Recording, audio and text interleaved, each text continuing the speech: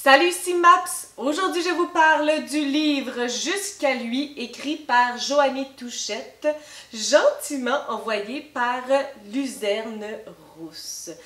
Donc ce livre n'est pas juste arrivé dans une enveloppe plate. Non. Ce livre est arrivé dans cette incroyable boîte qui était fermée lorsque je l'ai reçu, tout à fait. Donc, cette belle boîte de Luzerne Rousse. Et lorsque je l'ai ouvert, j'ai découvert ces belles boucles d'oreilles en forme de bicyclette. Il y avait aussi une belle petite pochette pour mettre un livre. Il y avait aussi différentes petites phrases des échantillons du livre. PS, vaut mieux que ta surprise soit magistrale. On se voit toujours plus tard pour ta surprise, je prends ça pour un oui.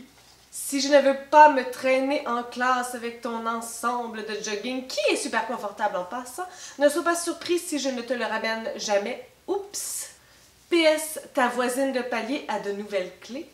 Je suis vexée, tu m'aurais laissé tomber sans l'ombre d'un remords sadique. Sache que je l'ajoute à la liste. Et il y en a d'autres, et aussi un tas de petits papiers découpés, qui est probablement des échantillons du livre, j'imagine. Donc, à l'intérieur de cette belle boîte, il y avait ça, et il y avait aussi un petit sachet de mini Oreo que, ils ont disparu dans mon béton. Donc... Tout ça pour vous dire que je vais vous parler du livre Jusqu'à lui. Nous allons suivre Emilia, qui a vécu un accident assez dramatique. Elle était en couple avec un garçon du nom de Donovan. C'était comme l'amour fou, c'était son premier, ça faisait 3 ans qu'ils étaient ensemble.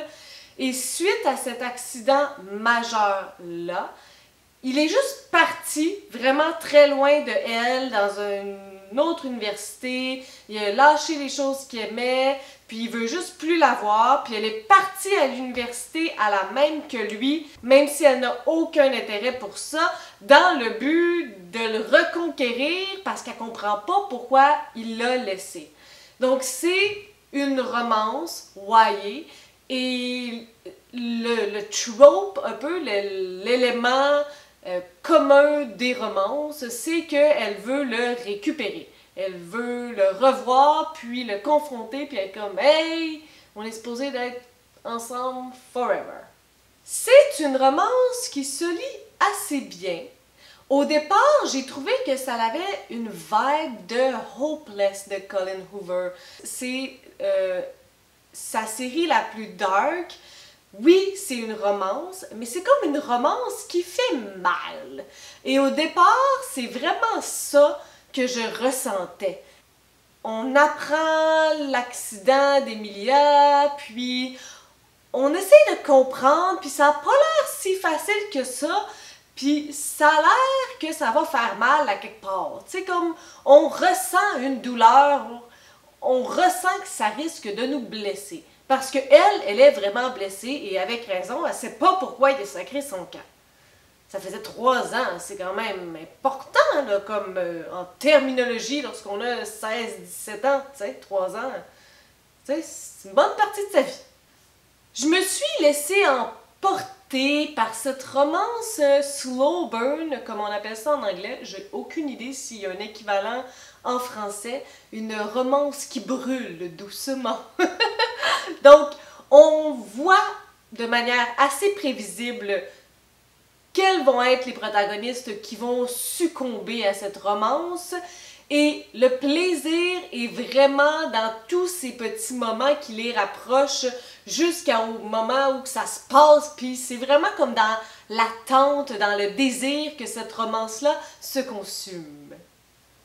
Donc oui, il y a une certaine prévisibilité, il y a beaucoup de choses qui sont malgré tout prévisibles, mais un élément que j'ai apprécié, qui reste mystérieux du début à la fin, c'est le pourquoi du comment de casser, pourquoi il est parti juste de même. Ça va rester le filon du début à la fin, et malgré les hypothèses, même si c'est pas une raison farfelue, je suis pas allée dans cette direction-là, donc j'ai été surprise et j'ai aimé ça. Mon cœur, il était comblé. Là, j'ai pas de tatou, je me suis écrit des affaires à l'école pour pas les oublier, puis ça a l'air que du Sharpie, ça reste sur une main assez longtemps. Fait que c'est ça qui est ça. Je retourne à mon livre. Donc, mon cœur a bien aimé ça, j'ai vraiment ressenti des émotions, le slow burn, ça, j'aime ça dans les tropes.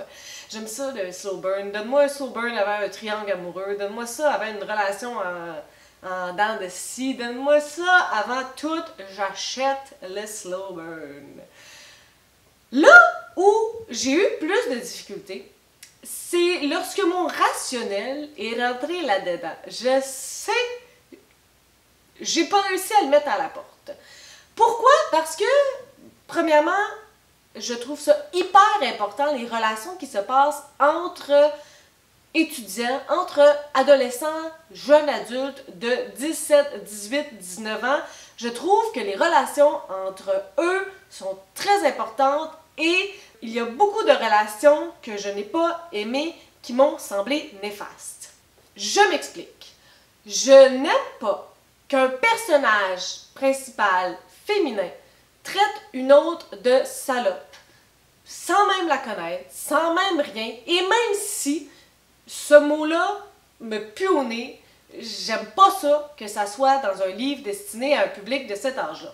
Je n'aime pas non plus qu'une fille se traite elle-même de traînée parce qu'elle aurait embrassé plus qu'un garçon dans la même soirée. L'équivalent pour un garçon, il passe pour un dieu, c'est un gars qui pogne. Pourquoi la fille qui fait la même chose, c'est une traînée? Et en plus qu'elle se le dise à elle-même, ça passe pas. Ça me pue au nez.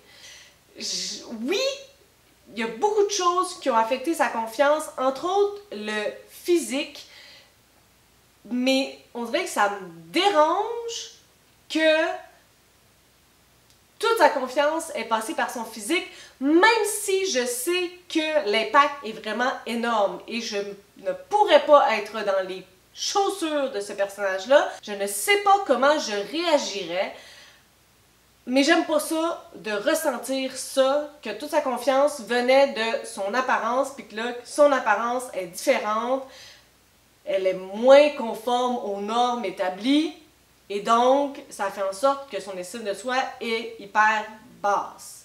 Je n'aime pas lorsque, en tant que fille, on blâme la nouvelle copine de l'ex pour les décisions du dit ex.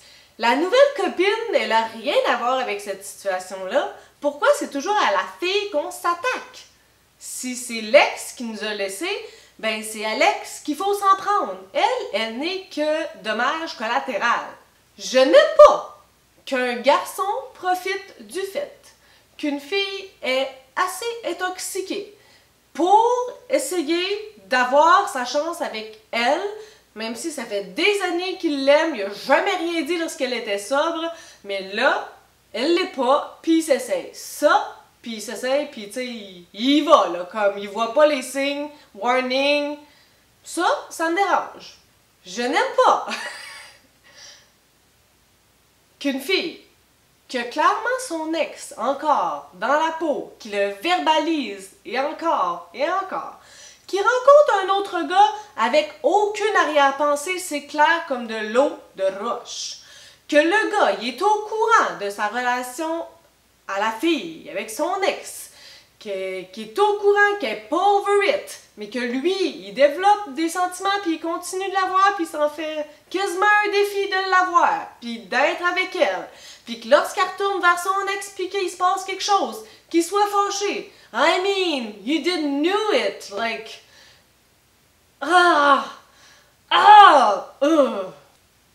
Puis, on peut-tu arrêter de mettre sur un piédestal la première relation amoureuse?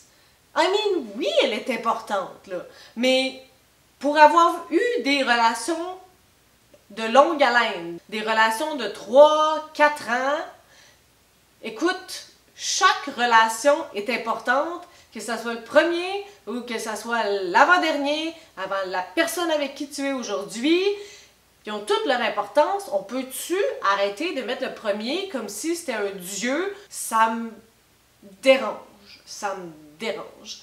C'est comme si toute cette histoire-là aurait pas pu exister si ça avait été son deuxième chum, parce que là, c'est donc bien important de le retrouver parce que c'était son premier, puis parce que eux, c'était pour la vie, puis je veux dire...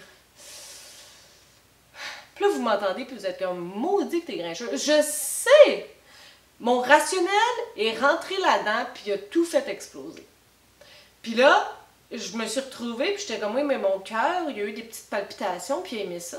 Oui, mais ta tête n'est pas contente. Fait que je suis comme prise entre les deux. Je suis vraiment prise entre les deux. Puis aujourd'hui, en 2019, je trouve ça hyper important d'avoir des modèles positifs, de faire attention dans la littérature, dans les émissions, de tout ça à propos du message qu'on véhicule. Puis on dirait que tout ce qu'on essaie de véhiculer aux jeunes femmes, ben, ils se retrouvent pas là. C'est tous des anti-exemples.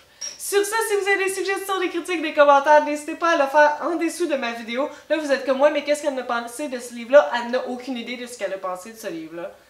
Elle n'a aucune idée. Je publie des vidéos à tous les 3 jours. Si vous aimez ces vidéos complètement déconstruites, n'hésitez pas à mettre un petit pouce ou à vous inscrire à ma chaîne. Et sur ce, je vous souhaite de bonnes lectures.